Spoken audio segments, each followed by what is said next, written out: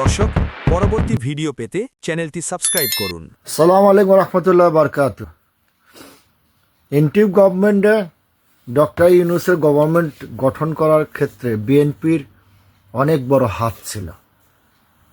Maximum উপদেষ্টা, এই প্রশাসক, এই ডিসি, এই ভিসি, এইটা ওইটা এগুলা নিয়ে দর কষাকষি করতেছিলেন রাজনীতিবিদরা। এই কারণেই আজকে উত্থান এবং বিপ্লবের এই অবস্থা। গোড়াটা তারা বুঝে নেয়।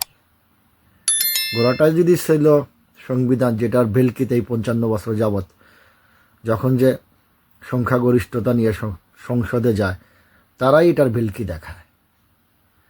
এটা এই কারণে ভেলকিগুলো দেখাচ্ছে বারবার, আগের হাল যেদিকে যাবে পিছের হালও সেদিকে যাবে।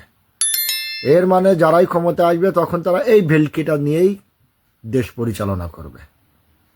উইচ ইজ কনস্টিটিউশন ও সংবিধান।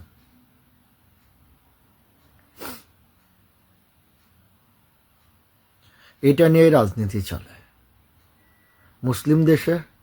এর সে আর দুর্ভাগা, হতভাগার কপাল পরা আর কিছু না। এক সংবিধানকে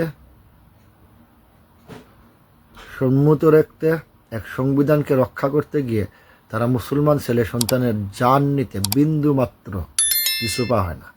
পক্ষান্তর কোরআনের বাস্তবায়ন করতে গেলে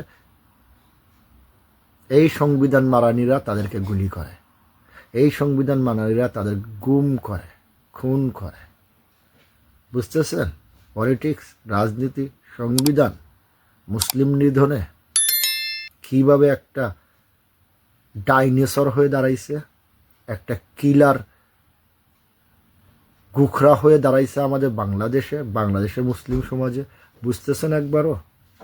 আশা করি বুঝতে পারছেন। ভালো থাকেন। আসসালামু আলাইকুম।